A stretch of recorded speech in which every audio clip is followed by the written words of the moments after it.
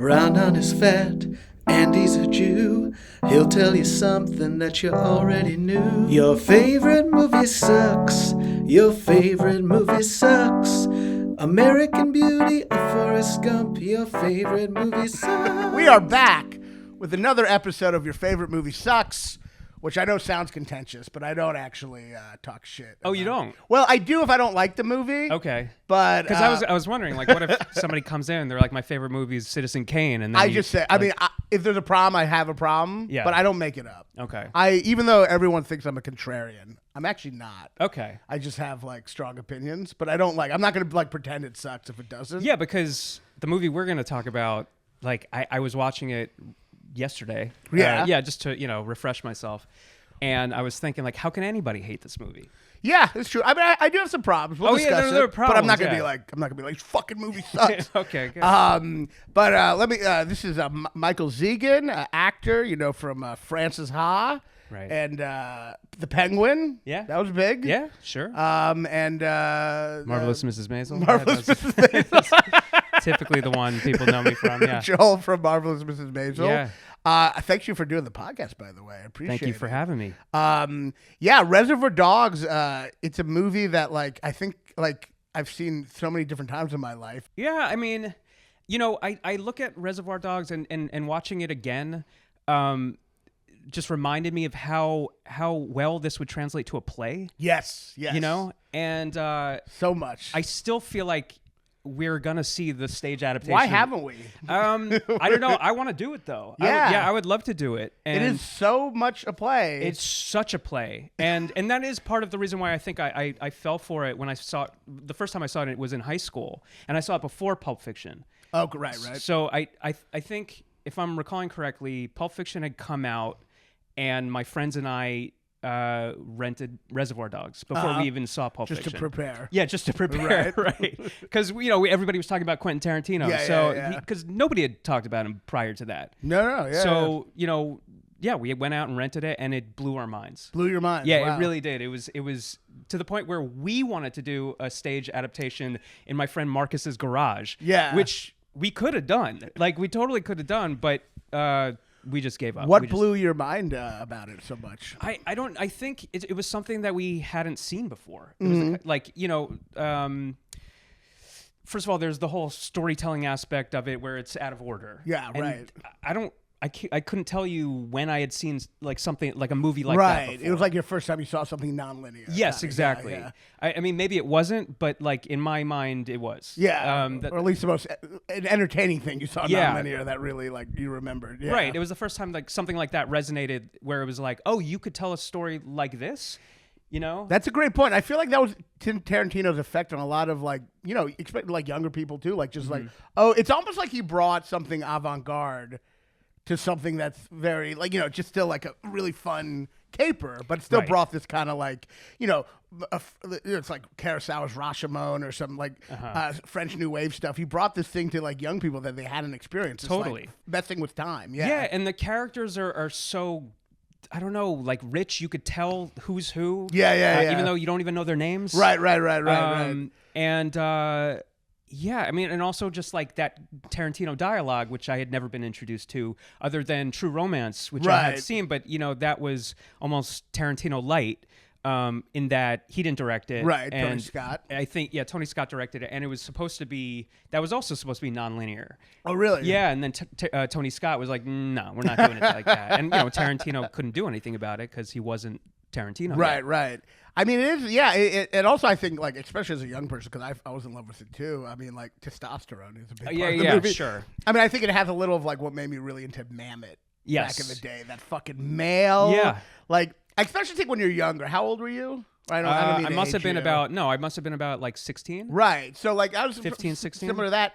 When you have that, like, young kind of like, like, I don't know what it is, like maybe sexual repressed anger or something. Seeing this kind of manly movie, like I was so into Mammoth. Yeah. In the same way. That's Yeah. like just kind of men being fucking tough. Yeah. Killing, guns, blood. Yeah. Robberies. Yeah, it's just awesome. Yeah, it was awesome. It's just cool. It was. That's It's what it cool, is. yeah. It was a cool movie. Yeah, it was a cool movie. I feel like Tarantino, when I was younger, I remember Tarantino and I remember Kevin Smith. And I feel like Kevin Smith was trying to be cool, but Tarantino was cool. Yeah, Kevin Smith was sort of immature. Immature. He leaned into that immaturity. And they're nerds. The people in the movie are nerds. Right. Reservoir Dogs was a nerd who wrote a movie about non-nerds who just happened to have pop culture references. Right. So these people don't seem like nerds, but they're still like in Kevin Smith. It's nerds at the. There wasn't the imagination level. Wasn't the? It was like the nerds just. He kept them at the video store. Where this felt like he brought the kind of talk at a video store to criminals. Totally, which was I never a very thought of cool that, yeah. concept. You know, absolutely. Yeah. But I think. I mean, I think that's it. It was a really cool movie, told non-linearly. Yeah. And it was just something I hadn't seen before, and we loved it. And in particular, I loved Steve Buscemi. Yeah. And that's him at his height. He's just so great. And I'd seen him before, obviously, but this is the movie I think he really shines. And he's like so Buscemi, Right. And by the way, that is how you pronounce his name. Is it really? Yeah, I was like, do I correct you or are you right? But I believe that if everyone gets it wrong, that becomes the right thing. Well, I mean, I think he would think differently. If less people have the correct thing, then they're just the guys who are like, it's pronounced, But for the longest time, it was Buscemi. Just till this moment. I really thought you were mispronouncing it. No, it's because I worked with him on, not to brag, right. I worked with him on Boardwalk Empire, and I guess that's Buscemi. The only way you can find out someone's real pronunciation if you work with them on a movie or a show. But like that's right, Bugsy Siegel. Yeah. Great job. Thank you. You have a very disturbing kill in that show, by the way. Which it one? actually sticks with me to this day. Oh no! And I say which one because I think you killed a bunch of people. Well, there's just a part where these guys are trying to grab you and bring you to some place, and like one of them is trying to grab you, and you have the gun. And the gun just like lifts up to the guy's head.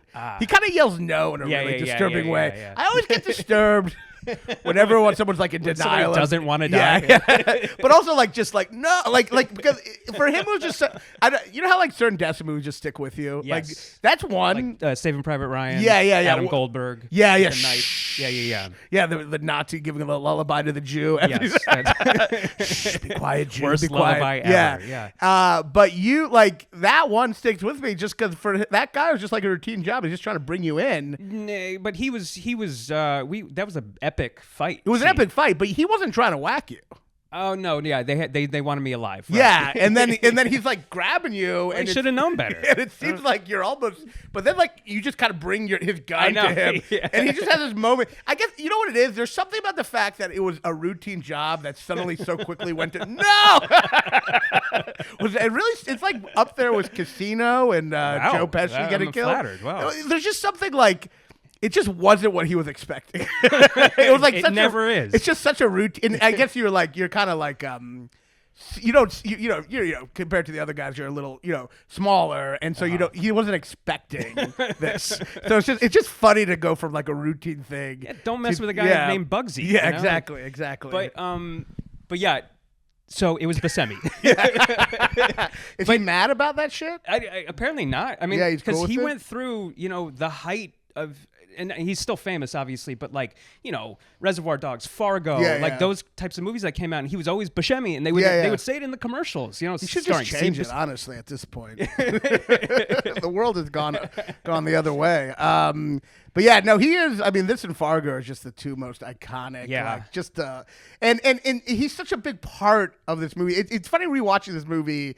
That opening scene, I just wrote down. I had to like jot down all the things. Like the whole movie is in that opening scene, basically. Like they foreshadow everything, but such a big part of it is Steve, because the movie is like I've always. Sometimes I struggle with Tarantino. I'm like, well, what is it? I mean, it is so fun, but what's it really about? Is it really about anything? But I do think what's interesting with Reservoir Dogs is every character has a very different perspective, and in the opening scene, you see all their perspective. So Steve Buscemi's view on tipping is basically his very logical, unfeeling, logical shit. Yeah. That's such a big part of the movie. The fact that he's like logical, but has no compassion. So the whole movie, he's like, look, Mr. Blonde was crazy before, but he's also the guy I know is not a bad guy now. Right. I mean, I know is not a rat, right? You know what I mean? Like, he's logical and unfeeling, and Harvey Keitel is all like kind of feeling, Right. Which is why Harvey Keitel gets the maddest at Steve Buscemi. It's harder on my list. Yeah, it's all right. I'm giving a list pass on myself. We've already established he doesn't care. Yeah, right. Steve Buscemi is like, talk about the tipping, which is just unfeeling logical, and then Harvey Keitel's like, you don't know what the fuck you're talking about. Right. These girls. he starts listing off statistics, which is also hilarious. that this criminal knows. I mean, you're really deconstructing this. I watched that scene and I'm just like enjoying it. They're talking about Madonna like a virgin. Yeah, I mean, but it works. I mean, I do think it works on both levels. I mean, it is a very fun scene, and it is cool just to see criminals like talking. Like that is normal talk. Yeah. Because they are gonna have to talk Go normally, to work. and just shoot the shit. Right. But I mean, I do think Tarantino deliberately sets up their characters in it. I mean, the big one. Someone told me this. Actually, Joe List. You know the comedian Joe List? No. He's a great comic. I think he's the one who realizes Tim Roth is the rat in that scene. He rats out about the tipping. Oh. He's like he didn't tip. Wow. Yeah. No, see, like you really did a deep dive on this. Well, that was him. But yeah, I wrote down. I was just thinking because I've just seen this movie so much. I wrote down like just a list of things they set up because it was okay. So yeah, Harvey Keitel's sympathy, compassion, which is his big. Yeah. His compassion towards Tim Roth goes outside his logic almost at times. Well, he feels a little responsible. He feels responsible, and it's overwhelming him at certain points where he's gonna like essentially die for this guy, you know. And then Steve Buscemi's like, I don't tip. Kill for this guy. Yeah, kill for this guy. Steve Buscemi's like, I don't tip. You see him basically being like, I'm just logic. Why should we tip them and not these people? But none of that like compassion or feeling. Right. And then you have, what else did I write? Oh, Blonde being very trigger happy. Michael Madsen does this like 40 times. Tim Roth being a rat. Yeah. Oh, and then the other one, the fight over the book, is similar to the final ending. He's like, give me that book. Lawrence Tierney. Yeah. And Harry Keitel's like, I'm not giving you that book. So it's the final scene. Like, Wow. give me fucking, with the gun, I'm going to shoot him. No, you're not going to fucking shoot him. So you have it all in that one scene. It's amazing. Yeah. I mean, Tarantino definitely like. Because part of me even wonders if that was originally the plan to have that scene I think open. I bet it had to. I mean, well, actually, I have no idea. But I guess at the end of the day with art, like, you have to kind of like just assume this is whatever ends up is, maybe it's not the plan originally, but it is the plan. Sure. You know what I mean? Right. Sure. Like, I just, I mean, it probably was just knowing how he writes. But because where else would it fit? right. And it just introduces them all. And Right. It's a good introduction to all of them. And I mean, like you said, their characters and, their goals. Yeah, their goals. But also, I mean, it's two of the, it's the foreshadowing, the setup, the rat, the Steve Buscemi, Harvey Keitel perspectives, the fighting over the book, Fast Eddie's anti-Semitism. Only a Nice fucking guy Jew. Eddie, Nice guy, very fast guy. Nice guy Eddie. Well, He's not nice. That's a big. No, it's also like not just anti-Semitism. They dropped the N-word a few times. The N-word is in this movie so much, which I didn't remember at all. I had no idea. Yeah, it's an intro. What do you feel about that? If we do a stage adaptation, we're gonna have to make some changes. Apparently, they did a black version as a reading. What? Who was it who did it? I read they had Lawrence Fishburne. They did a reading where they're all black. Wow. Because the thing about Tarantino is his characters they're weird. Their characters kind of sound black. Yes. But then are also racist. Right. But the N-word part feels almost. But sometimes it feels racist, and sometimes it feels like they're just like talking like black people. Well, when I was thinking about this stage adaptation, like since it's all white essentially, yeah. I felt like you can, have black people play these characters. You can, it doesn't have to be black. It could They be might get a anybody. little offended at parts. No, but like I said, we're there gonna might be make some changes. extra shootouts in the movie. We're gonna have to make some changes, make some edits. Well, the crazy thing about Tarantino, and I do think, look, it was a different time. And when I say different time, I guess I mean... Well, it's a different time in that they could get away with that. Yeah. And by the way, he didn't get away with right, it. right. They definitely did call him out. Right. Well, and then it was like, can a white person use this kind of language? And right. I remember Spike Lee was Spike Lee. he was adamant that no, you can't. And I totally get that. Well, when I say different time, whenever people say different time, what it really means is whatever minority was offended is always offended at any time. Right. It's just other people catch up with it. Like a different time just means white people weren't offended. Exactly. Because it's like us, like, you know, like when Manhattan came out, most people were fine with it, but I'm sure like a lot of women had issues with him dating a 15-year-old in the movie. In the movie, you know, so yeah, black people were offended back then, and now like people have caught up. But obviously, like people were offended, but obviously the world itself was not up in arms. So like, I mean, if you saw this movie now, you'd be like, this is a KK. If this movie came out now. Yeah, but I think when Pulp Fiction came out, they were up in arms. Yeah. I mean, but I'm saying not as many. I don't know. Times have changed. Because it flew so, you know, under the radar. I think that people didn't pick up on it till after. And I think Tarantino. I think he got in a conflict with Spike Lee. I think they went head to head. He's like, you know, really? He had a father figure who was black. So he felt like that was like the best friend's black I was raised by. I have a father figure who's black.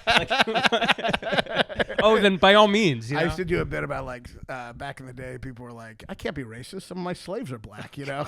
And then I feel like Elon Musk's dad kind of said the same thing. Like Elon Musk can't be racist. Some of his maids were black back in the day. Get out of here.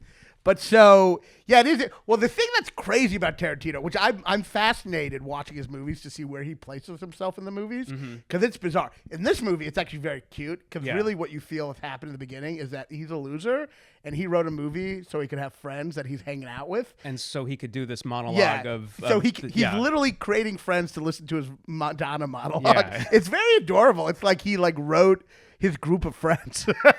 Yeah, and I feel like, you know, maybe some of them were his friends. Yeah. I mean, Eddie Bunker, you know, the writer. Yeah. No. He played Mr. Blue. Mr. Blue. Yeah. Why? You know, why him? They must have been friends. Friends, or he's just a big fan. I mean, I feel like with Tarantino, his casting seems like people are just big fans of. Like, I don't know what Lawrence Tierney is in besides Seinfeld, but I'm sure there's a Western like Tarantino loves that he was in. I don't think a Western, but or something. But also a story, because I think I'm thinking of Mr. Blue. He was in jail. He was in prison, I think. Eddie Bunker was in prison, then became a writer, famous screenwriter and novelist. What did he write? He wrote Straight Time. He wrote in some other books. That movie Animal Factory was Edward Furlong. That was based on a book. Steve Buscemi was in that. Oh yeah, or he directed that, I think. Oh, maybe he did. Yeah, I think he did. And he's a famous famous kind of a felon who then became like a really But I mean, But yeah, it is cute to see like he wrote this thing where now people are listening to his. Yeah. What were you saying? I was going to say I love Tim Roth. Yeah. Love Tim Roth. However, his accent was not like. It's weird. Yeah, it was a little bit.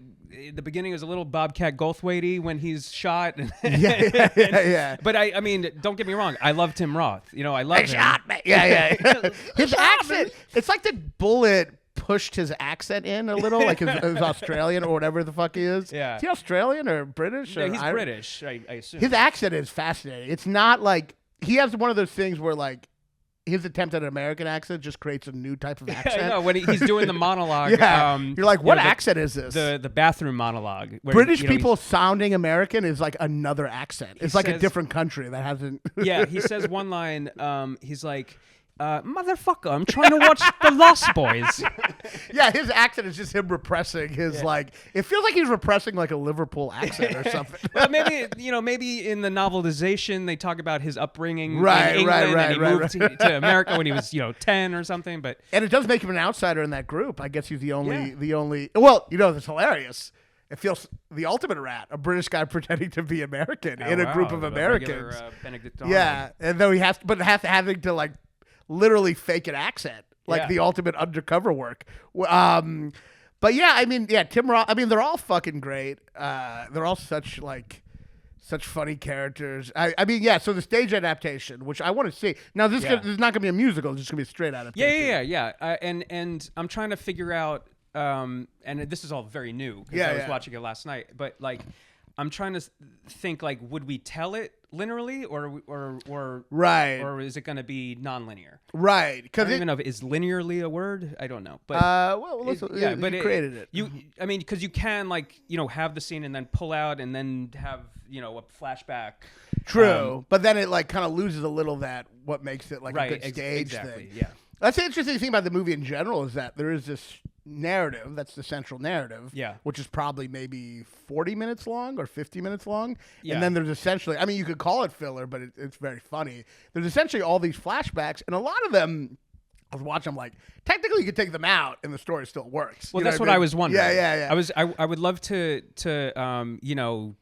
transcribe, Right. just the scenes in the warehouse and see how that goes. I And mean, then- if you took them all out, it Yeah. would work as a movie. It would be short, though. That's the thing. and I was even wondering, like, because if it opens up with, Mr. White dragging Mr. Orange into the warehouse. Yeah, That's yeah. how it opens up. He's all bloody, and they're talking to each other, and you're like kind of wondering. I mean, it opens like a play, like that. Oh, yeah, for You're sure. wondering what's going on, but like it all unravels as So Do you think Martin McDonagh saw Reservoir Dogs and was like, "What if I just do like?" He's like kind of the answer. He's like the play version of like Tarantino. which one? Just all I of don't know. them? I feel like all of them. There's kind of like it's kind of like if Tarantino was the Yeah. playwright. Well, yeah. I mean, they're bloody for sure. Yeah, and I feel like that. I don't know. I feel like one of them is one of them similar to that. Is Lieutenant of Irishman all in one like setting? I don't remember. Okay. Sorry. Have you been to any Martin McDonagh plays? No. I'd love to.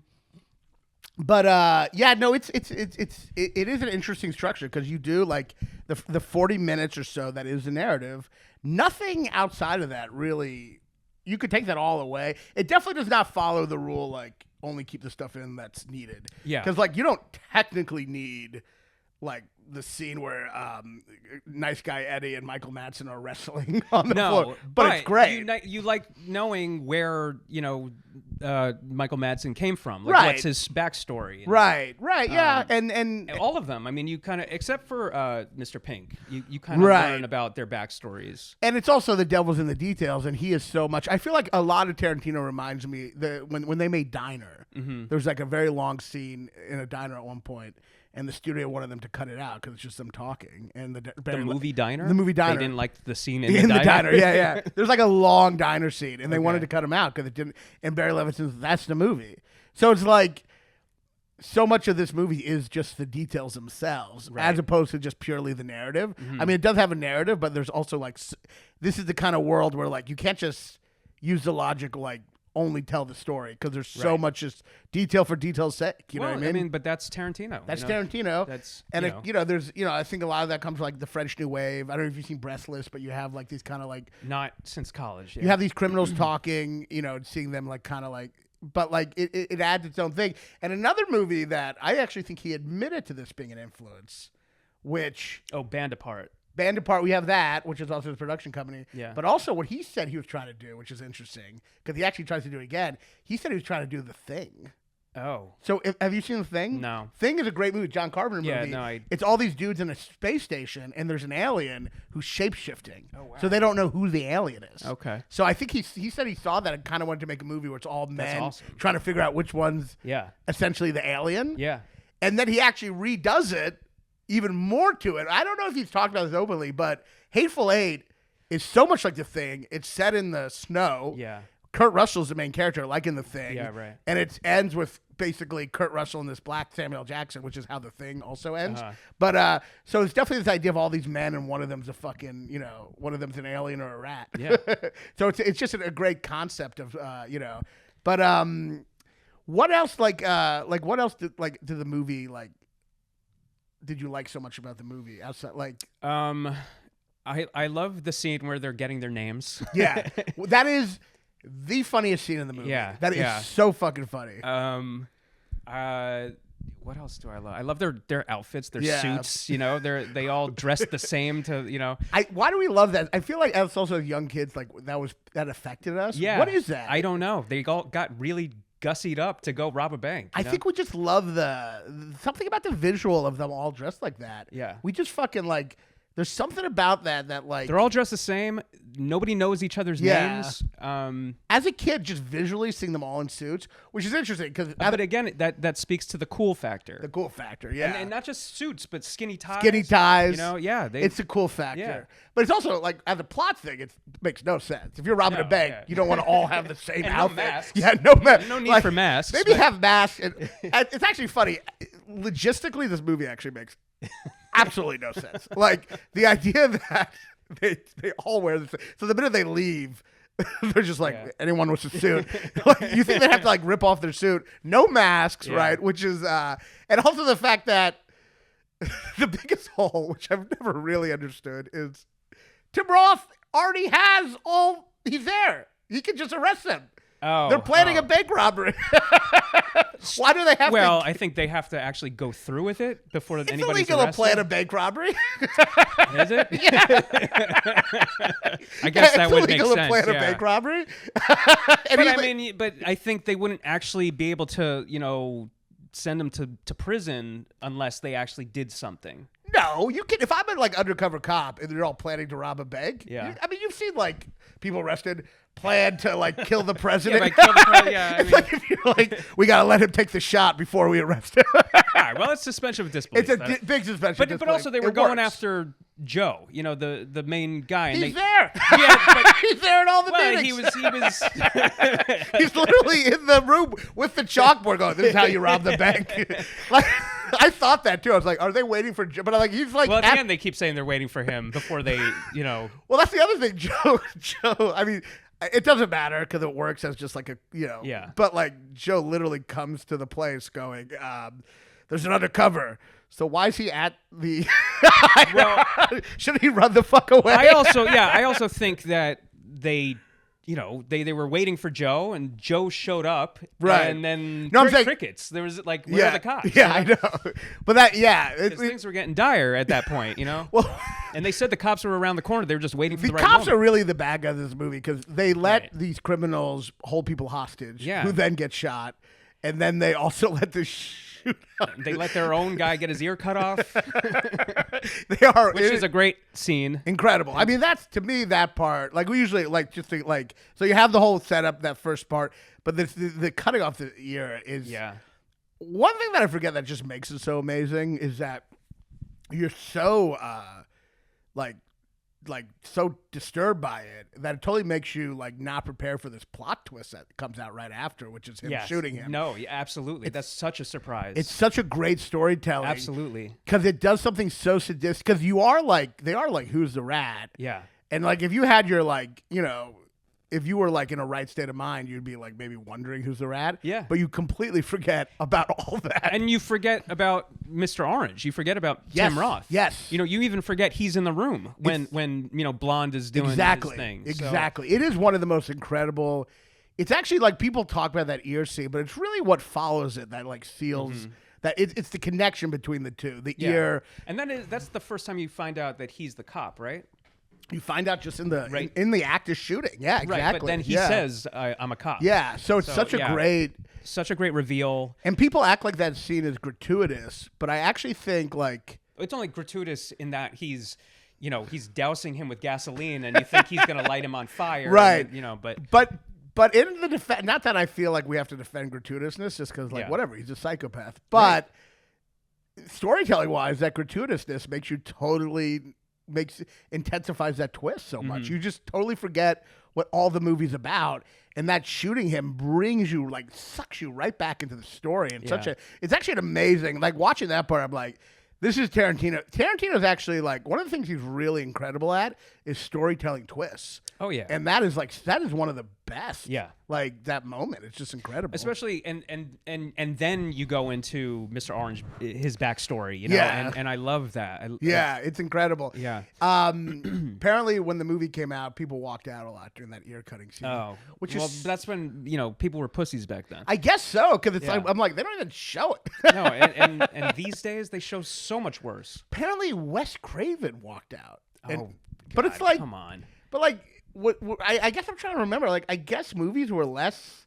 Have things gotten so much more disturbing now? No, it's just that was real. It was real. And Wes Craven's used to making, Freddy Krueger knife fingers. But his first movie was, what's it called? I haven't seen it, House on the Left, where it is them torturing these two girls. I don't remember but that. But it's weird that watching it now, I'm like, the fact that the camera doesn't show it is huge. Oh yeah, that too. The camera doesn't even show it.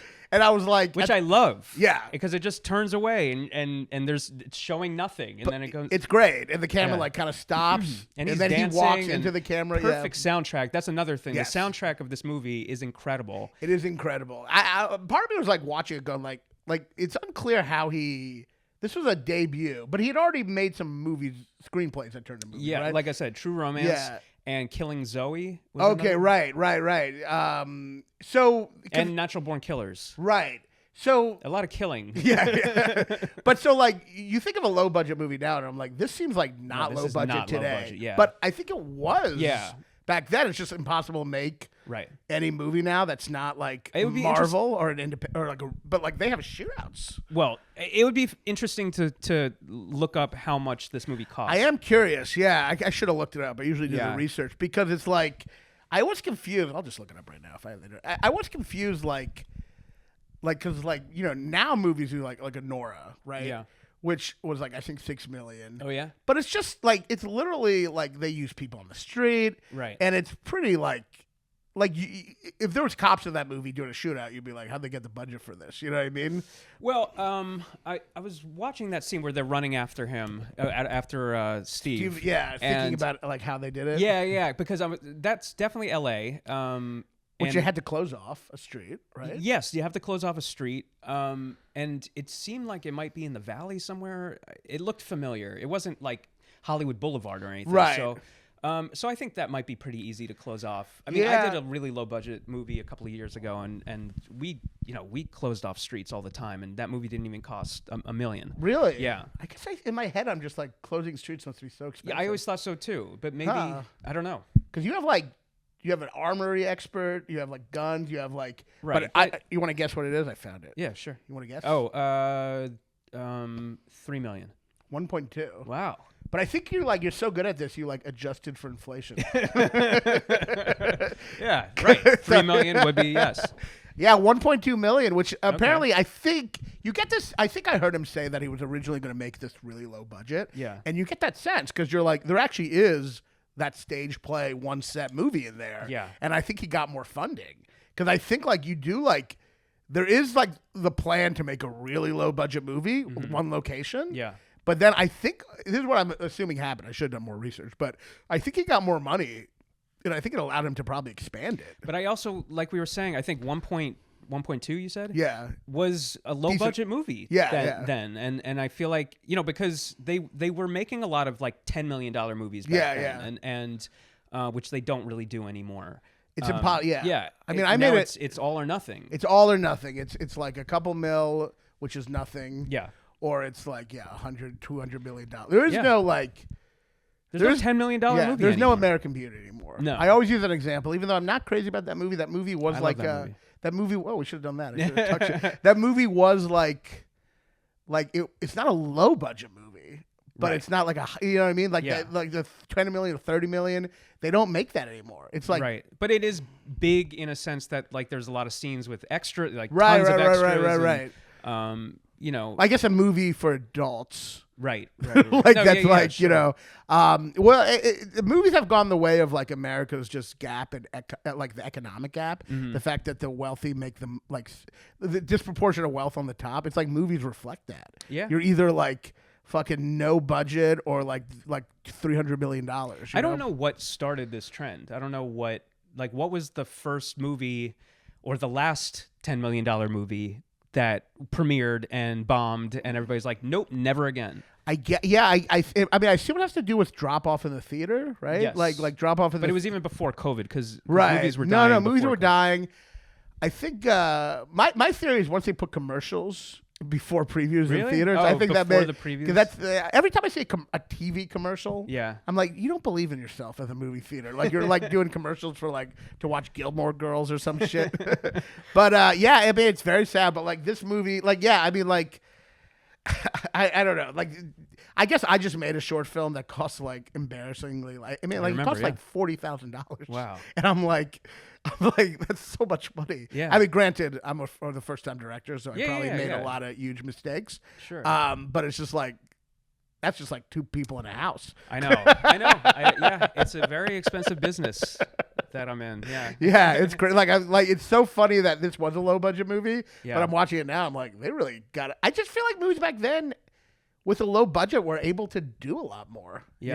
You know what I mean? I also wonder if anybody else wanted to direct this. Yeah. You know, because like I said, True Romance. I think Tarantino wanted to do it himself, but yeah, you know, he in the end sold it. Yeah. To make some money and allowed Tony Scott, who's right, who was a huge director at the time, you know, allowed him to do it and change it. Right. And change the ending of that movie. Oh, really? Yeah, because I think Christian Slater was supposed to die. And, oh fuck! And Tony he Scott, just loses an eye. Yeah, now he just loses an eye. But Tony Scott was like, "Yeah, we're not going to do that." And he fought him apparently on it, and now he admits that it was the right call. Oh, really? Yeah. Yeah. He thanked Tony Scott in Reservoir Dogs at the end in the Oh, credits. really? Yeah. Oh, well, I love Tony Scott. Yeah. I like him more. I met Tony Scott. Really? Yeah. I like him more than Ridley. I feel like he's they're the real both great. He's the real auteur, you know. Yeah.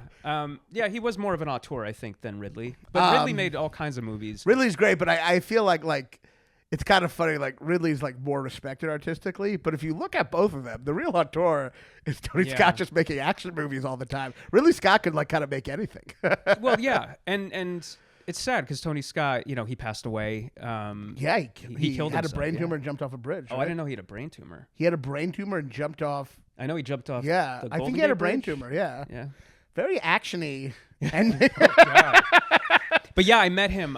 That's crazy. I yeah. did. When I was in college, I interned for a casting director, and they were casting this movie, Spy Game, with Brad Pitt and Robert Redford, and Tony Scott directed it. Oh, and right. So I spent the whole day with Tony What Scott. was it like? He was amazing. He was so cool, and I talked to him about True Romance, and he could have talked about it all day. Really? Yeah, he loved it. He loved it. He loved talking about it. Yeah. I love him. I mean, I love Enemy of the State. Yeah, Enemy of the State is good. It's like incredible. Yeah. And Top Gun. I mean, Top come on. Gun, and there's a couple other movies of his I fucking isn't- love. Didn't he do? There's another like I really love. Can't think of it now, but Wait, hold on.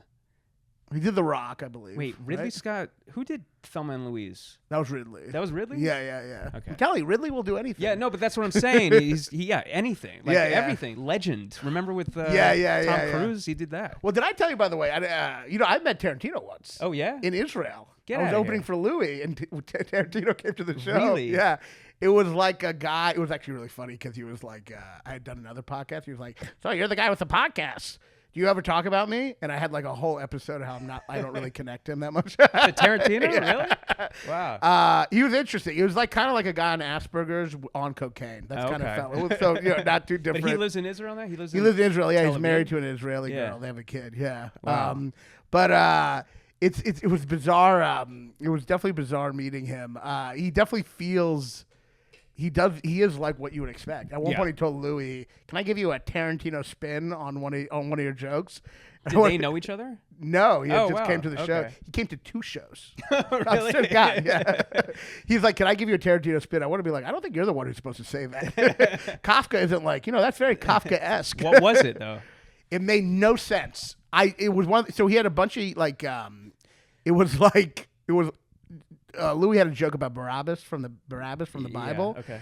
And Tarantino goes, "You should say Barabbas was so bad that in the movie he was played by Anthony Quinn." And like none of us knew what that meant. And then Tarantino had a couple of friends there who just started laughing, I guess just to laugh. And we were all like, "Yeah." I was like, "What does that mean?" It was like a thing about Anthony Quinn I didn't really understand. You got to know Anthony Quinn here. Yeah. But it is interesting to watch Tarantino's movies to see like where he plays. So he plays in this movie. It's just like a group of friends. Pulp Fiction, it's wild. Like what he gets away with in that. Imagine making a movie now where I'm like gonna cast a black guy and be like, all right, there's a scene where a guy calls you the N-word a bunch, and I'm gonna play him. But then I just rewatched because he called Samuel Jackson. He keeps on saying the N-word to Samuel. Yeah. Then I just rewatched From Dusk Till Dawn. They use the N-word in that? I don't know if they do, but there's another thing that they probably do. But he's in it as like a psychopath, Yeah. and he wants to like fuck Juliette Lewis, Oh. and he's looking at Juliette Lewis's feet, and Tarantino has a foot Yeah, fetish. yeah. And then there's another part where Salma Hayek is dancing on the table. I remember that, yeah. And she puts her foot in Tarantino's mouth. I'm like, he's getting off here. But he didn't even direct it. He didn't direct it, but he wrote it. It was Robert Rodriguez. Yeah, right? he wrote it though. Oh, yeah, he definitely put it in the script. Salma Hayek's Yeah, foot goes sure. in. I mean, in goes Kill in this Bill, guy's there's- mouth. But yet, no feet in Reservoir Dogs. Well, it's all men. That's true. That's true. Is there even one? There's well, a woman who killed, gets shot in yeah. the car, but I guess and the woman who Steve Buscemi drags out of. I'm sure Tarantino's figured out a way to show her feet, but they couldn't figure it out. But it's weird that he has we know he has a foot fetish. Yeah. And he literally is sucking on Salma Hayek's foot. It is crazy that he Well, but at that point, I don't think we knew about the foot. We didn't know about the foot fetish. So I guess later on, we realized. Well, Kill Bill, I think, was the moment where everybody was like, "Oh, he has a foot Well, fetish." yeah, because it takes a while. You have to basically make a bunch of movies where he keeps on showing women's feet. Right. I mean, it was in Pulp Fiction. You see her Uma Thurman's feet. You do? Yeah, when she's walking to the meet, there's that Son of a Preacher Man. Oh yeah, You see her feet.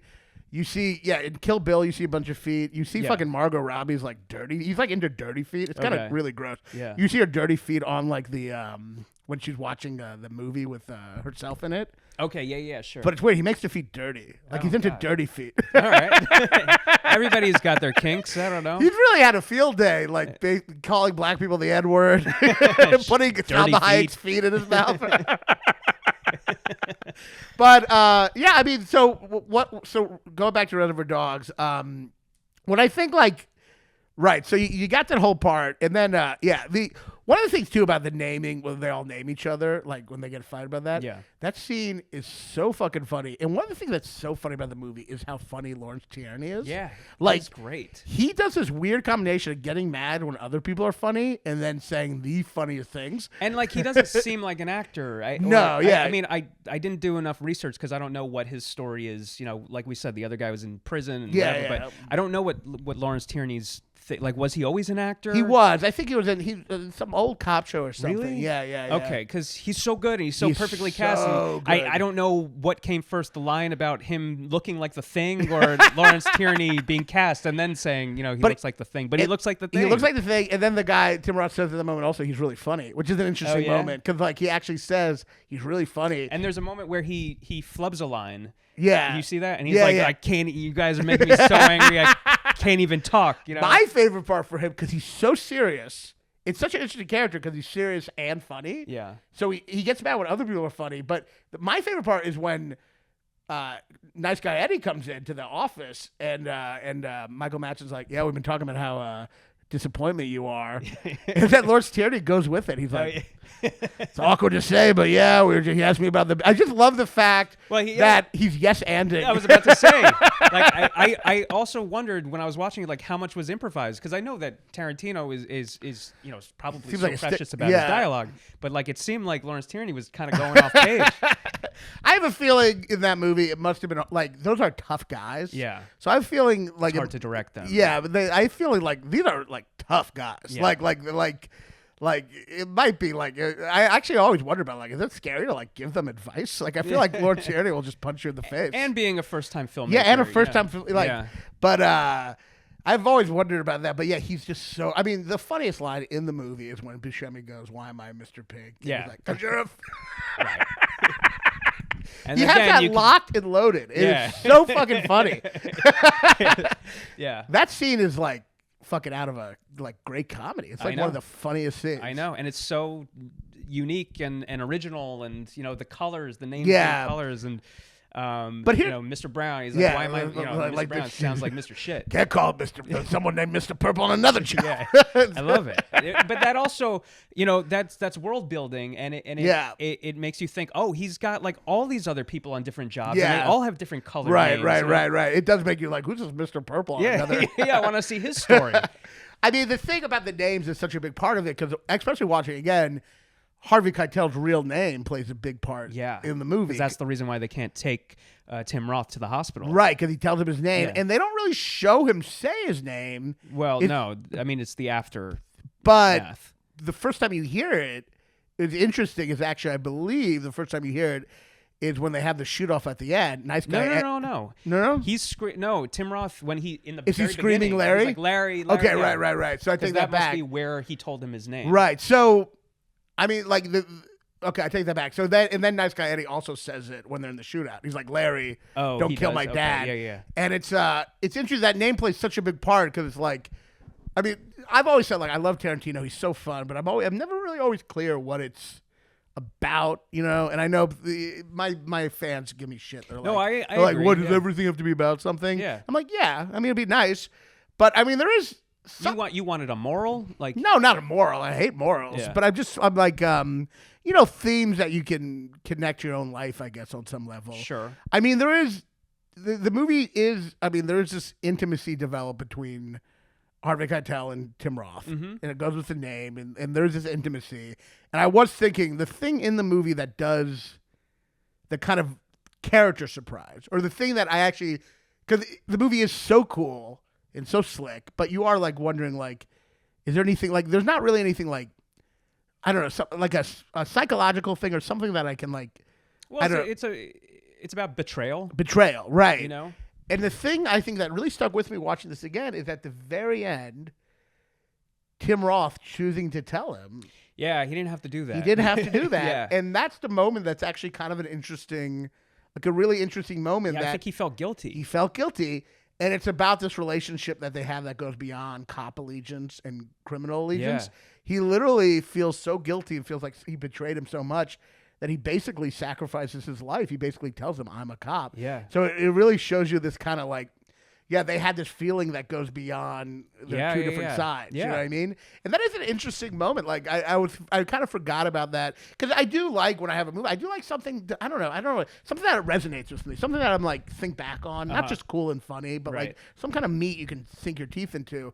And that moment, even though these characters are obviously kind of like these, they're somewhat cartoon criminals, stylized. That moment is, I don't know, there's something there. The fact that he does risk it all at the end and dies because of it. Yeah, you think so? It's unclear what happens at the end. So I tried to watch it. It does feel like you hear one shot, You right? hear one shot, which you assume is Keitel shooting him, but it feels like it's coming from another. I mean, I don't know if that's just the sound department, Exactly. But it doesn't feel like that gunshot is there. It's because you don't see any blood. You don't see a splatter of blood. Yeah. So it's there. I don't think I'm the only one who. Yeah. I think there's like a whole website full of conspiracy theory. Or not conspiracy, but Yeah. theories. I mean. I wonder what Tarantino says because you're naturally assuming because the other shots blow him away. Yeah, he comes And out of the frame. I guess there's a part of you that assumes that first shot, if it was at him, would have blown him away. I think that's what it is. He shoots him and then the cops shoot in movie land, when someone gets shot, they get blown away. In real life, I don't know if you've ever seen like a video of someone getting shot. I try to stay away from those. Well, there's sometimes you can't escape them, but no one gets blown away. In real life, I can escape them. Yeah. In real life, people like someone running away from the cop. They're running away, and the cop shoots them like 4 times, and they just slowly slow down. Yeah. But in movie life. In movie life, it's different. In movie life, if you shoot someone, they get blown away. But I'm talking about just the sound. It didn't sound. You think the sound doesn't? It seemed far away. Yeah, it seemed far away, and I've always thought that. Yeah, that's it's not tough. something. Yeah, this is like, and I feel like that's why there's all these theories, right? Because of the fact that the sound seems like it's coming. It's not there. It's not Keitel's gun. This is like the genius makes no mistakes theory, right? Like yeah, exactly. Yeah. The problem with the genius makes no mistakes theory, like even if you are a genius, making a movie is really hard. Sure, but like I feel like that's pretty easy to fix. You could fix that in post production. You could when but you're there's mixing sounds, you can make it sound like the gunshot is coming from. But you can't get Keitel's caught. gun. You can't just kind of assume that's what's happening and like lose sight of it. No, but I'm telling you, it sounds like the gunshot is coming from like the other side of the room. Whereas, I mean, right? Watch I it see again, what you're No, I know what you're saying. Like the gunshot is. Whereas the movie is like perfect. It's even the sound is perfect up until that point. All of a sudden, he's sitting there, with the gun to Tim Roth's head, and you hear a gunshot, but it sounds like it's coming from the other side. But what's the problem? The thing I have issue with sometimes when people say that, like, what's the point of it though? Like, do they say there's a reason? No. It's always just like people have their own theories, but like, what is it trying to say by that? That somebody shot from over there and they missed him, and maybe Tim Roth is still alive at the end. I don't know. I guess I get to. I don't know. You're right. I mean, it could be. I mean, I personally think like. Yeah, I mean, I personally think it because you don't even see him pull a trigger or anything, Mr. White. Yeah, but it is a low budget movie, and they are trying to like. I mean, like you also don't see the cops. That's the other thing. It's it's kind of like there's a famous story with Kurosawa where they go like they ask him about like why did you have the camera pan this way in a shot, and Kurosawa goes because if I pan the other way it would have shown the movie lot. Oh. You know what I mean? Yeah. So there is like I'm not saying Tarantino isn't a genius, but there is like this like sometimes practicalities. Yeah. Like I mean they're clear. I mean that is. They clearly don't have the budget for cops in that moment because you don't see one. It's all audio, or even maybe blanks. Yeah, yeah, exactly. So like, sure. I don't. I'd like to think that the truth is they just ran out of money. I would like to find out though. I would like to get an answer. It just feels like the kind of movie where everyone dies except for Steve Buscemi. But I mean, yes, right. Because Steve Buscemi's the only his logical unfeelingness, but his pure logic to be like the logic to instead even though Mr. Blonde is a psychopath. The kind of unfeeling logic to be like, well, this is the one guy I can trust now because I know he's not a cop. Yeah, that allows Steve Buscemi to survive. But that also made me, it made me happy that he got away with the diamonds, and I want to see what he's up to these days. Oh, I heard. I think if you listen to the audio, I didn't hear it this time. I think you can hear him get arrested. Oh yes, right? Yes, you're right. I couldn't hear it this time. I was watching. No, it here, I did. Yeah, I forgot about that. You do hear some sort of clamor outside, and you assume that's him getting arrested, but you don't hear gunshots. Right. The other funny thing, by the way, is like they're in this warehouse, and there's a part where Michael Madsen leaves to get the gasoline, and there's like houses right there. I'm like, it's happening like on a suburban street. Or even, I thought this was like abandoned. when Quentin Tarantino, he's driving and he gets shot in the head, and he crashes. Yeah. And then they get out of the car, and there's all these sirens, and then they kill the I think Harvey Keitel kills the two cops, and there's still like sirens. Is that the cop car that still like has the sirens, or are those cop cars in the distance? I think the sound mixer was really all over the place because they don't even sound like they're in a rush, or if they don't look like they're in a rush to like get away. They're just like kind of wandering around. Well, I don't think the logistics of this movie like I said, it doesn't make any sense. Yeah. Like you can arrest a team when they're planning a robbery. when we do the stage adaptation, it all makes sense. Yeah, clear that up. Yeah. Well, yeah, I guess you have to decide if you get shot at the end. Right. Well, you know what? Maybe that's in the screenplay. Well, you know what's funny? The theater thing you kind of have to have the cops at the end, don't you? That's like one area where you could have maybe sound, voices. Yeah, it's a challenge. Though. It is a challenge. That's one of those. I'm willing to take. Who do you want to play? Mr. Pink. Oh, right, of course. Yeah, when I was in high school, so we saw the movie, for the first time, blew us away. We were gonna do this stage adaptation in my friend's garage. I was gonna be Mr. Pink, and then it all fell apart. Had we done it. Had we just like committed to it, we could have done it. This is like your one project that you really want to. You never got. I regret it because like it could have been something really cool and we could have done it, and we kind of just gave up because we were like, it'll never happen. But we could have. It could have happened. You could have happened. If you do it, you still can do it. Can I be Nice Guy Eddie? Well, you'll audition. No, actually, you would be a great. Yeah, you would be great. No, but fucking Jew would have the balls. But then what was I saying? That and. And then when I went, I did a summer program right before my senior year of high school. I did a summer acting program at Northwestern, and we had like an open mic every Friday night. Yeah. And I got a whole bunch of guys together, and we did the first scene. We did the diner scene. Yeah, that's amazing. Scene. Yeah. So, and I was Mr. Pink. Didn't you go to college? Were you the one? You went to college with T.J. Miller, right? No, I didn't go to. I went to Skidmore College. Oh, Skidmore College. Yeah, okay. And he went to GW. But every year we had a college comedy festival, and my sketch comedy group and his sketch comedy group. I see. Yeah. I was wondering if T.J. Miller was Donald Glover's sketch comedy. Oh, really? From NYU. Yeah, from NYU. I used to see him do that shit live. Yeah. At UCB. But so we did that, and then we had so at this summer program I did at Northwestern, we had like a counselor who was I think he was like a junior at Carnegie Mellon, and he said that they did Reservoir Dogs adaptation. Oh, really? He adapted it. Oh, wow. Yeah. What do you have some specifics? I wonder what he. Yeah. All I remember is that he was Mr. Blonde. I just imagine them trying to be like politically correct and be like, "Oh, look, you went to prison. Now you're talking like an African American." No, this was 1997 or 96. This was 96. Nobody gave a fuck about politically correct. So what would you do with that part, though?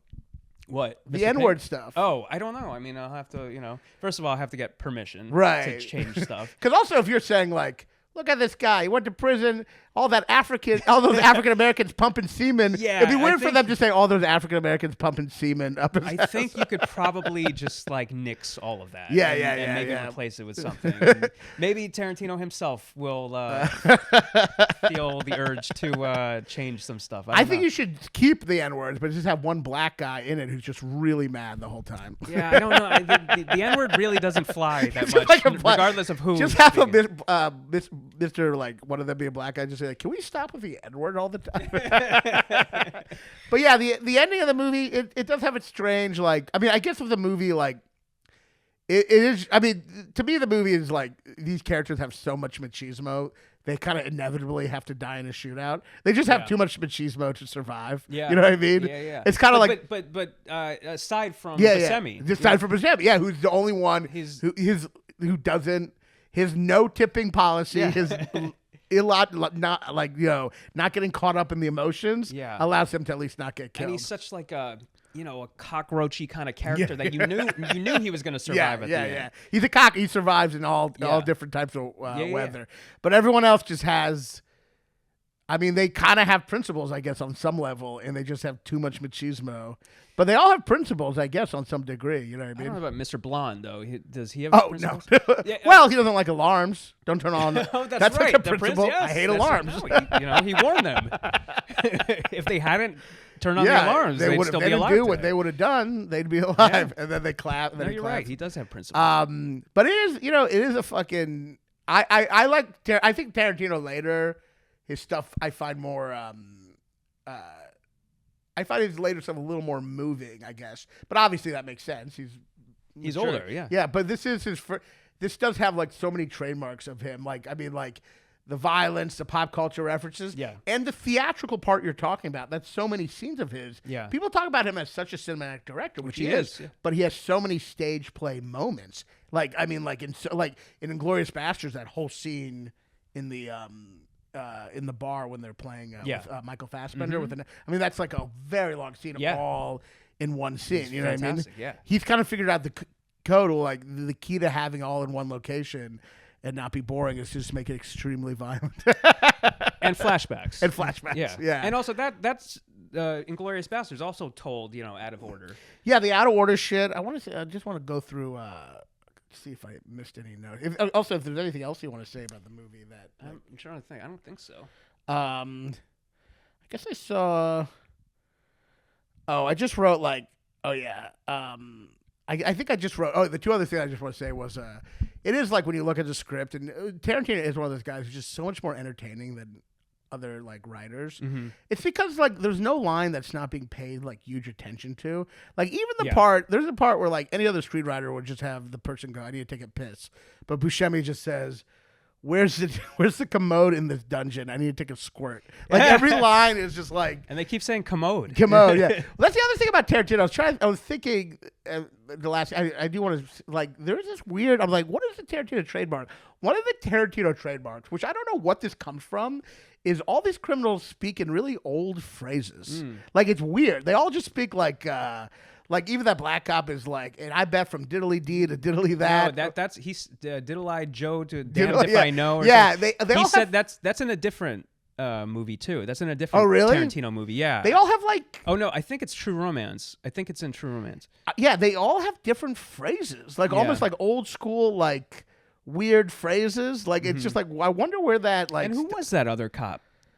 The one black guy in the movie? Yeah, the black guy. Yeah. Tim Roth definitely doesn't tell him how much they say the N-word. I don't know that actor. I don't know him either.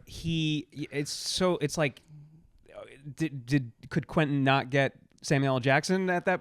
I'm telling you, I feel like everyone in Tarantino movie, he's a fan from something he watched. Yeah, I know, and that's why I'm sure like, that guy's in that like guy? a Pam Grier movie. Or maybe something. You're right. Yeah. He was great. I love that. Oh, guy. He's awesome. He is really great. When that whole scene, that whole meta part with the auditioning. Yeah, I gotta look up that guy because I gotta find out what he's up to now. But yeah, everyone just has old phrases. Yeah. You know, like even Pulp Fiction, that part like, "Hey, my name's Paul, and this is between you all." It's just like this weird, like. Yeah. I wonder where that like.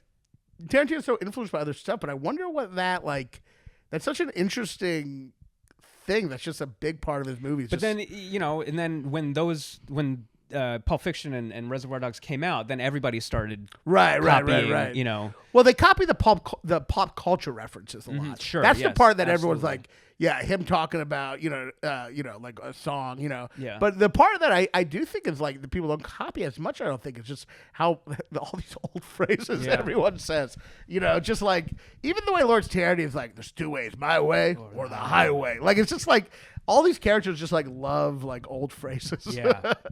But it is a fun movie, and even though I've been accused of saying Tarantino like his early stuff it's like what's it about? I mean, a lot of it's just the details, you know what I mean, and the fun. But there is something at the end. I'd say there's something with Tim Roth.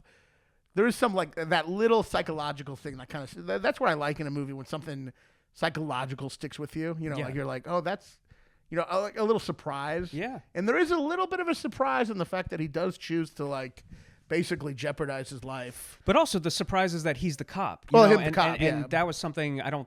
Well, that's a story surprise. I guess I Yeah. mean like a character. Oh, okay. I mean, I guess it's the characters. I guess I mean like once you know the characters and you're looking at them. Yeah. I like a scene in a movie where like you think you know the characters and then something surprises you. So obviously that's one layer. But once you know that he's a cop, that moment at the end is like a bit of a surprise. The fact that he's willing to like die just because he feels so bad. I just, like my goal when I go see a movie or I go see a play is that I want to be thinking about it afterwards. I want to be thinking about it the next day, the day after that.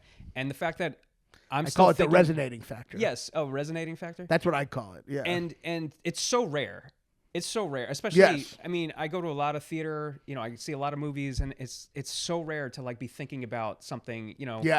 For days afterwards, and I just feel like here I am talking about this movie that I saw so many years ago when I was in high school, and I'm still talking about it today. Means something. Of course, maybe it doesn't have like I mean, I know you're not looking for a moral, but it doesn't have a moral. It doesn't have a message per se, but. I did not mean any of those things, by the way. But still, I just love everything about it. Of course, it is really fun, and like the resonating factor is really what makes a movie a movie. I mean, and it was so original. Yeah. It was so original when it came out. I mean, if you think about the movies you love, I mean, ultimately a movie is judged by a lot of times your memory of it. You know what I mean? Sure. Like more so than the memory of the experience is kind of what like. And it is rare for me to have a resonating factor. And I'll tell you another thing. It's very rare for something so really entertaining to have a resonating factor. Because usually things that are entertaining, they're the ones that kind of disappear right after. Yeah. It's actually sometimes I find a movie that's kind of slow sticks with me more than anything if it has some, you know what I mean? Yeah, I don't care if it's something slow or fast or whatever, as long as like I feel something. Yeah, you feel something. And I've always said about Tarantino, like, like even though sometimes, for me personally, like the movies that I want to watch sidewise, see an old guy dealing with failure. You don't get that kind of shit. You know what I mean? Or About Schmidt or Jack Nicholson is like whatever. You don't get the the big like philosophical question about life as much. But I will say this: no one is more entertaining because there's no filler. It's like every line means something. And is like fucking unique. There's no throwaway lines. And he does remind you how other movies feel very boring compared to him. Yeah. You know what I mean? Yeah. I mean, it's an event. Anytime a Tarantino movie comes out, it's an event. Yeah. And rightly so, because he's just, I mean, at the top of his game, I think, and has been for a long time now, and it's about obsessions. I think you're dealing with a guy who's obsessed with stuff, and he reflects that in his movie, like obsession with music, obsession with movies. Right. So you reflect all that. Certainly, obsession with movies. Yeah, obsession with movies and music, right, yes. and the passion he has. Yeah. The passion he has for art, for movies, and all that stuff. You see it in the movie. I mean, that's what's really cool. Like, he never makes. This isn't a guy who makes something just to make it. No, I mean he doesn't. Yeah, I mean he has a certain amount of movies he's made, and he says he's stopping at 10. Yeah. And none of them are bad. Except for maybe that one. Death Proof. Death Proof is not great. No, I haven't seen it since I saw it in the theaters. So I will say, do you have 1 minute, or are you? Yeah. I will say I have a little. I have a theory about Death Proof, which I kind of would love to bring up to him, but it's a personal theory. Well, you know him, so It's an autobiographical theory, which is that I think I'm right. Actually, I mean I might not be, but I think so. When he made Kill Bill, which was before Death Proof, there's a scene where he wanted Uma Thurman to drive in a car without. It was like kind of a serious stunt. Okay. It was kind of dangerous, and she didn't want to do it, and he made her do it. and the car crashed, and she like really hurt her neck for a while. Yeah. I think and I he heard felt about that. really bad about that. And I think Death Proof is his apology for that, because in it the killer is like a stunt guy, and he kind of seems like the director, and the women take the revenge on him and kill him at the end. Oh, interesting. So like, there's even a part where he has a woman in the back of the car, and he's like, and he drives really quickly and kills her. So I think that movie is him having like the women he's like exploited for movies having their revenge on him. Okay. Because he feels bad about that stuff. I mean, a simple sorry would have been okay, but His sorry is just an idea for another movie. just a guy killing women off his car. I don't know. Like, don't worry, I feel bad. I felt so bad, I exploited the idea for another movie. But Death Proof's the only one I don't. I only saw that in the theaters when it came out. I haven't seen it since. I will say Hateful Eight, though very entertaining, is an extremely ugly movie. Like, I actually rewatched it, and I felt like sick to my stomach. I don't think I've after ever it. seen that all the way through, unfortunately. It's a really disturbing ending, I think, where they're hanging Jennifer Jason Leigh, and they're just kind of laughing at her like choking sound she's making when she's being hung. It's like really disturbing. Right. It's kind of that's that's him really doing the thing, and it's definitely his. I mean, it's like he says, it's hateful, but I mean. But most of his movies, I mean, no one's more consistent. You know what I mean? Yeah. Well, yeah. I mean, I don't know if consistent's the word, because we don't get a movie of his until every 10 years or something. But yeah, I guess there's big breaks. Isn't yeah, there? very big breaks. I always forget that. Like, I'm always constantly like trying to write a new album. I forget that like certain people like take like. I forget like most of Stanley Kubrick's life was not making movies. Right, but at the same time. Does he have like a drawer full of scripts that I think so. He writes and writes and writes, and then he's like, nah. I think there's projects that don't. I think there especially have to be, of course. Well, Kubrick had like a whole Napoleon movie that didn't come really? into fruition. I think It's like the J.D. Salinger kind of thing. Yeah, I think a lot of these directors. I mean, I think Kubrick definitely like. And if you're a writer like Tarantino is, you don't stop writing. Right. And I can't imagine it takes him that long to write one screenplay, because he seems like he's a very fast writer. It is funny though. I guess I don't think about it, but you're right. His movies are like every 5 years. I don't know. I think about that a lot with the directors. It's like the guy who did Parasite. I don't want to butcher his name. Bong Joon. I'll just butcher it. But Bong Joon-ho. Like, he did Parasite, won all these Academy Awards. He's coming out with a movie. It's like. Isn't it like 5 years later or 6 years later? What, this one, Mickey 17? Yeah, Mickey 17. I feel like he did something between, but maybe not. I don't think so. Maybe I'm wrong. But or like Cuarón did Roma. Right. He just came out with that show Disclaimer. I'm like, that's like a huge break. But I guess they're doing not other that shit. huge. I mean, that was like only 3 or 4 years ago, Roma. Hey, I'm putting out an hour of dick jokes every year, Do you have well, thanks for doing this. This is so fun. Do you have any plugs or anything like I mean, watch The Penguin. He's great as the Penguin. I mean, Penguin. Penguin is such a great show. I know, it was really great. You're getting people like recognizing you? Nah. What do you get recognized for the most? Marvelous Miss Maisel? Yeah, these days, Marvelous Miss Maisel. But it used to be all over the place. Because, before Maisel, I did Rescue Me, which is a firefighter show. Right. Oh, you must have got a lot of a lot of construction workers. Yeah, or you probably firefighters. You were hit on more by construction workers than women. I got a lot. Woman's like, shut up! I'm not talking to you. Talking to the guy from Rescue Me. I got a lot of drinks bought for me from firefighters. That's great. In fact, you were probably there. I think, like, a couple of times. Sure. Yeah. Grassroots or something. Grassroots. Yeah, Jesus Christ! Back in the day, we know each other a long time. What was that bar we used to go to? That celebrity. The cabin. Cabin down below. Yeah, that was fun. Yeah. But and then I did Girls, the show Girls. Right. And then, so that was a whole new type of person, who recognized me. You have such a funny career because you get like basically you go back and forth between kind of really tough guy shit to kind of female centric. Yeah. No, exactly. No, totally. You're like Boardwalk Rescue Empire? Me and Boardwalk, and then it's like Marvelous Miss Maisel and Frances Ha. Right. Yeah. But I don't mind. Well, yeah, you're a great actor. Thanks. I love watching you and stuff. And, but I did a movie called Notice to Quit, which came out a few months ago. What was it? That's It was an indie film. I feel like I saw pretty. Oh, is that the? That's the one with Robert Klein. Yeah, I gotta fucking watch that. Oh, it's great. You're the main guy in it, right? Yeah, I gotta watch that. Yeah, it's great. It turned out great, and it's on Robert Apple. Klein. That's Robert crazy. Klein was amazing to work with. Casey Bella Suarez plays my daughter, and she's amazing. She was like 10 years old at the time. And this is the first time you've had a kid in a movie? Oh no, obviously Ms. Maisel, but Maisel, a movie. Yeah. It was the first time in a movie, I think. Yeah, it's on Apple. You could buy it on Apple. I think it's actually. I saw the preview. It looked really good. It is good. It's great, and it was filmed on 35 millimeter. And really? We were talking about these low budget movies, and this was made for less than $1 million.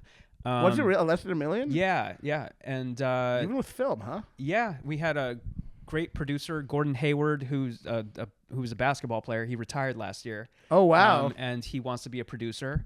And because he's a cinephile and loves movies, and I guess he always wanted to make movies, and basketball got in the way, unfortunately. Right. But now he wants to be a real producer, and so that's awesome. Yeah. So and Simon Hacker directed it, who's great too. He was a first-time director. Well, let's plug that. This is like, watch. I mean, you know, from also Maisel and all these things, but watch Notice to Quit. You can rent or buy on Apple, yeah. That's awesome. He gets to work with Robert Klein, which I hope people know, but one of the great comedy legends. Oh, absolutely. It's about a real estate agent who is about to be evicted from his own apartment, and on the day he's about to be evicted, his estranged 10-year-old daughter comes to stay with him for the day. Oh, he's a real estate agent. Yeah, he's a real estate guy. That's like that movie William Hurt where he's a doctor and he gets a tumor. I don't know how that correlates. Just the job you have that you cause problem. What movie is that? I just say the job you have, and it's like the problem that you cause. That you deal with other people. Oh, I see. Yes. You know right, what I mean? Right. Yes. Yeah, like real estate. Because he's a doctor. I guess it would make more sense if you were a landlord. right. He's a doctor who gets a brain tumor. Oh, okay. Yeah. Oh, wow. I'm saying it's not original. No. No, but it actually turned out really great. So it's a very fun movie. Yeah, awesome. Well, check it out and. Make sure to also thanks for doing this. It's been so fun. It's such a great talk. It's good to see you. It's been forever. I know. When's the last time I saw you? Maybe a few years ago. Yeah. You think? It's been we got to hang out more. This was great, and make sure to go to my special taping May 15th at Setch Comedy Club Manhattan. Tickets at punchup.live/Raanan/tickets. Also, I'll be at Mark Ridley's Comedy Castle in Detroit this weekend. Wow. And the weekend after that, I'll be in Acme Comedy Club in Minneapolis. So check me out there and get tickets to my special taping. Thanks so much for coming on the show. And Thank you. Check out his movie, Notice to Quit. I'm going to check it out. I'm excited to watch it. Cut. Raanan is fat and he's a Jew. He'll tell you something that you already knew. Your favorite movie sucks. Your favorite movie sucks. American Beauty or Forrest Gump. Your favorite movie sucks.